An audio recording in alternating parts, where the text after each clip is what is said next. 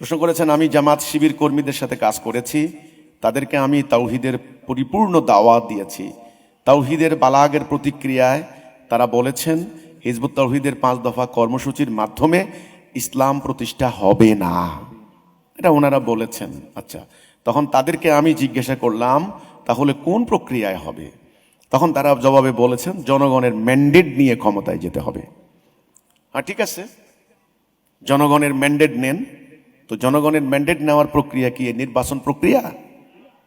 হ্যাঁ, জামাত শিবির ওনারা এই নির্বাচন প্রক্রিয়ায় তারা গিয়েছেন, যেই প্রক্রিয়ায় অন্য অন্য দলও ক্ষমতায় যাওয়ার জন্য। তো তারা কিন্তু এখানে আপনি বলেছেন যে জামাত জনগণের ম্যান্ডেট নিয়ে ক্ষমতা যেতে চায়। এখানে আমার প্রশ্ন হলো, জনগণ যদি আল্লাহর হুকুমের পরিবর্তে গণতন্ত্র চায় তাহলে কি তারা সেটা মেনে নিয়ে ক্ষমতায় যাবে? সেটা আপনি ওদেরকে প্রশ্ন করেন, ওরা কি জবাব দেয় দেখেন।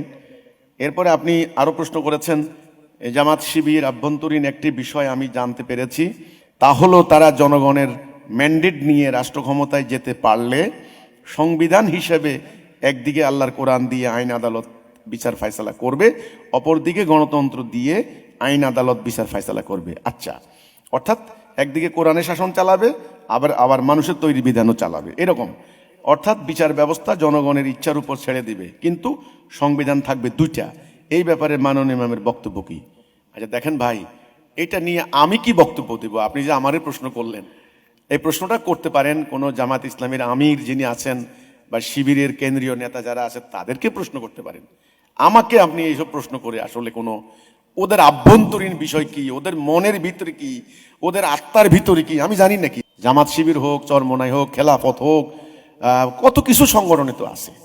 তো আমি ইসলামের নীতিটা বলতে পারি, কিন্তু জামাত শিবিরের ভিতরে কি আছে আপনি হয়তো ভিতরের খবর জানেন, আভ্যন্তরীণ কি আছে, তাদের মনের ভিতরে কি আছে, এটা আমি অনুমান করে বলতে পারি না। আপনি বলতে পারেন। আমি ইসলামের নীতি বলতে পারি। দেখেন, ইসলাম আল্লাহর দেওয়া জীবন বিধান। কার বিধান? না, এটা কোনো সন্দেহ আছে নাকি? আল্লাহ। আচ্ছা, আল্লাহর দেওয়া বিধানটা কেমনে, কিভাবে, কোন প্রক্রিয়ায় প্রতিষ্ঠা করা হবে, এটা রসুলকে কি আল্লাহ বলে দেননি? দিয়েছেন। সেই প্রক্রিয়াকে রসুল প্রতিষ্ঠা করেননি? করেছেন। তাহলে আল্লাহর দেওয়া দিন, দিনুল হক প্রতিষ্ঠার তরিকা হচ্ছে জেহাদ এবং কেতাল। এই হচ্ছে সোজা হিসাব। জেহাদ কেমনে করবেন সেটার জন্য একটা কর্মসূচি আল্লাহ রসুলকে দিয়েছেন, যেটা আমরা আমাদের আন্দোলনের কর্মসূচি হিসাবে সাব্যস্ত করেছি। সেটার 1 নাম্বারটা ঐক্যবদ্ধ করা তাওহীদের উপরে, 2 নাম্বারটা হলো ডিসিপ্লিন শিখা, 3 নাম্বার হচ্ছে আনুগত্য করা, 4 নাম্বার হিজরত, 5 নাম্বারে জানমাল দি জিহাদ। এই হচ্ছে ব্যাপারটা। এখন এই কর্মসূচি আপনাদের চরিত্রে কিভাবে আসবে সেটার জন্য সালাহ, হজ, জাকাত এই ধরনের প্রশিক্ষণের ব্যবস্থা করা হয়েছে।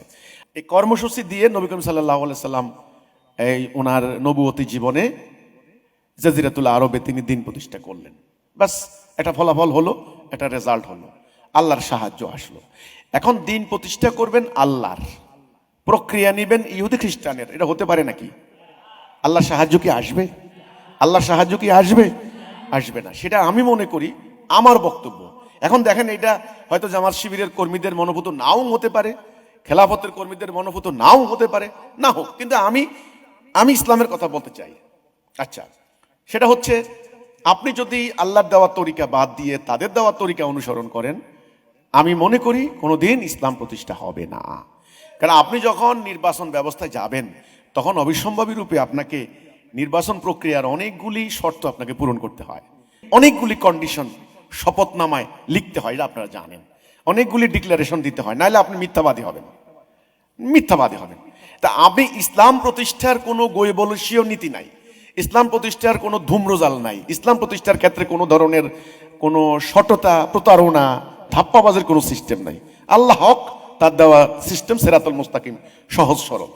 আমি একটা উদাহরণ দেব, যেমন হাসিনা বিরোধী আন্দোলন, স্বৈরাচার বিরোধী আন্দোলন। খেয়াল করেন, স্বৈরাচার বিরোধী আন্দোলন স্টুডেন্টরা প্রথমে আন্দোলনটা শুরু করেছেন কি দিয়া? কোটা, যে কোটা বিরোধী, আমরা কোটা চাই না, মেধা, কোটা না মেধা, কোটা না মেধা, কোটা উঠাইতে হবে, এই তো নাকি? হ্যাঁ, কোটা বিরোধী আন্দোলন। কোটা বিরোধী আন্দোলন করতে করতে তৎকালীন সরকার অহংকারে হোক আর যে কারণে হোক স্টুডেন্টদের উপরে গুলি চালাইছে, সমস্ত গার্ডিয়ান মাঠে নামছে, পুরো আন্দোলন এই সুযোগটা গ্রহণ করেছে বিভিন্ন ধর্মভিত্তিক দল, বিভিন্ন রাজনৈতিক দল, তারা নেমে মেরে কেটে পিটিয়ে শেখ হাসিনাকে বের করে দিয়েছে। আচ্ছা বলেন তো, এখানে ইসলাম প্রতিষ্ঠার কোনো শর্ত ছিল, কোনো এজেন্ডা ছিল, কোনো ম্যান্ডেট ছিল, কোনো আহ্বান ছিল? নো। আমার কথা সিরাতুল মুস্তাকিমে আসেন ভাই, ইসলাম নিয়ে কথা বলেন। রাসূলুল্লাহ সাহাবীরা কি করতেন? রাসূলুল্লাহ যাওয়ার টাইমে কিন্তু ওনাদেরকে বলে দিতেন, আগে যেই দলের কাছে যাইবা, যে কওমের কাছে যাইবা, যে ট্রাইবের কাছে যাইবা, আগে বলবা তোমরা আল্লাহর দ্বীন মেনে নাও, তোমরা আল্লাহর দ্বীন মেনে নাও, তোমরা আমার ভাই। নাম্বার ওয়ান, কন্ডিশন ওয়ান, প্রথম শর্ত তোমরা আল্লাহর দ্বীন মেনে নাও, এই আহ্বান। তারা যদি আল্লাহর দ্বীন না মানে, দ্বিতীয় শর্ত দিবা যে তোমরা ক্ষমতা হস্তান্তর করো, ক্ষমতা ছেড়ে দাও, আমরা আল্লাহর হুকুম দ্বারা পরিচালিত করব, আমরা তোমাদের একটা ছেঁড়া স্যান্ডেল ধরবো না। আচ্ছা তাও যদি তারা না মানে, তৃতীয়ত তখন আল্লাহ বলছেন কাতিলুহুম হাত্তা লা তাকুনা ফিতনাতু ইয়াকুনু দীনু কুল্লুহু লিল্লাহ, ফিতনা নির্মূল হয়ে আল্লাহর দ্বীন প্রতিষ্ঠা না হওয়া পর্যন্ত কেতাল, যুদ্ধ। পরে থার্ড কন্ডিশনে যুদ্ধ, যুদ্ধ হবে, লড়াই হবে, কিন্তু আমরা আল্লাহর দ্বীন প্রতিষ্ঠা করব। এই হচ্ছে সরল নীতি।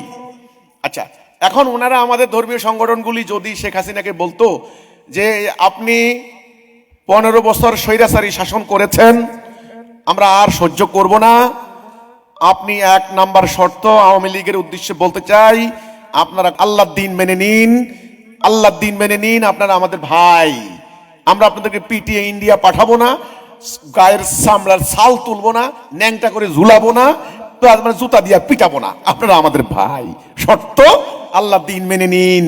1 নাম্বার, এটা কি আপনারা বলেছেন? বলেননি। 2 নাম্বার, আচ্ছা যদি আপনারা আল্লাহর দ্বীন না মানেন, মহতারাম প্রধানমন্ত্রী ক্ষমতা ছেড়ে দিন, ক্ষমতা ছেড়ে দিন, আপনাদের একটা ছেঁড়া স্যান্ডেল ধরবো না, কোন আওয়ামী লীগের বাড়িতে হামলা করব না, আমরা আল্লাহর হুকুম মোতাবেক রাষ্ট্র পরিচালিত করব, ক্ষমতা ছেড়ে দিন। তারা এই কথা বলেছে? নো। 3 নাম্বার, যদি না ছাড়েন আগামী 48 ঘন্টার ভেতরে আমরা গণভবন ঘেরাও দেব অমুক তারিখে, তাহলে যুদ্ধ হবে, আপনি প্রস্তুত থাকেন, যদি আপনার হাতে আমরা মারা যাই শহীদ, আর আমাদের হাতে মরলে কিন্তু আপনি সে জাহান্নাম। এর তৃতীয় শর্ত দিছে। আমি মনে করি এটা হলো ইসলামের সিম্পল নিয়ম। আপনারা কি করলেন? অপেক্ষা করছেন, অপেক্ষা করছেন, দেখি কোন দিকে যায়, হাওয়া কোন দিকে যায়।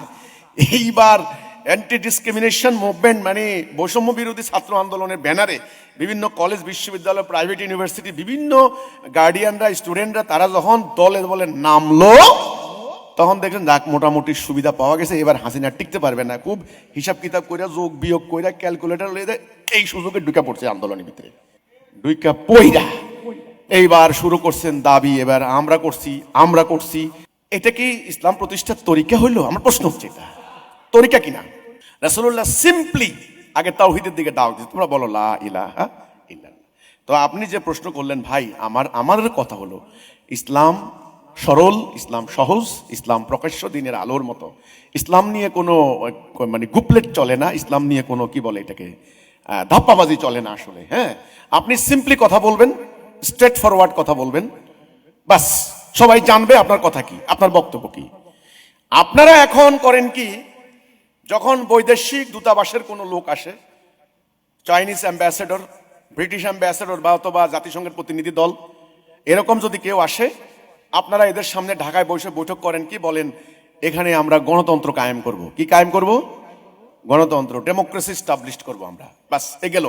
এবার ঢাকায় বিভিন্ন মানে সুশীল সমাজ, এলিট শ্রেণী, বিশ্ববিদ্যালয় প্রফেসর বা এই জাতীয় মানে হাইকোর্ট, সুপ্রিম কোর্টের অ্যাডভোকেট, ওদের সামনে বলেন কি একটা কল্যাণ রাষ্ট্র কায়েম করবো আমরা, ইনসাফ ভিত্তিক কল্যাণ রাষ্ট্র।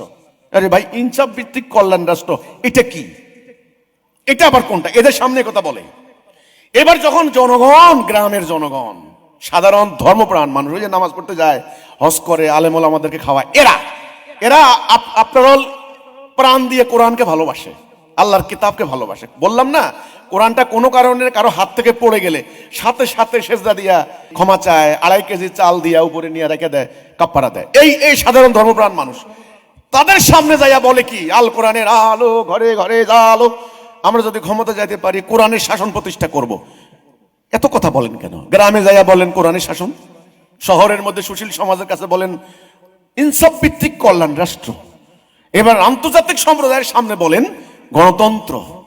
তো এই জন্য ভাই, আপনি যে যাদের কথা বলছেন ওনাদের ইন্টারনাল নিয়ত কি, এটা আমার কাছে কোনো ব্যাপারে খবর নাই। বাট আমি ইসলামের নীতিটা বলতে চাই এটাই, যে ইসলামের নীতি হলো পুরো জাতিটাকে আগে তাওহীদের উপরে ঐক্যবদ্ধ করতে হবে। তাওহীদ, তারা যদি আল্লাহর হুকুম না মানে, আমি ধাপ্পাবাজি করে তাদের ভোট নিয়ে কি লাভ হবে?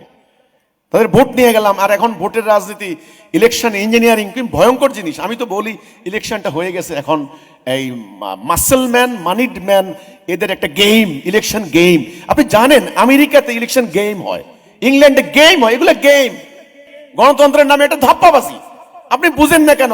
একটা সামান্য নিরক্ষর একটা শ্রমিক, তার ভোটের যে মূল্য, সুপ্রিম কোর্টের বিচারপতি তার ভোটের মূল্য একই। এটা কোনো কথা হইল?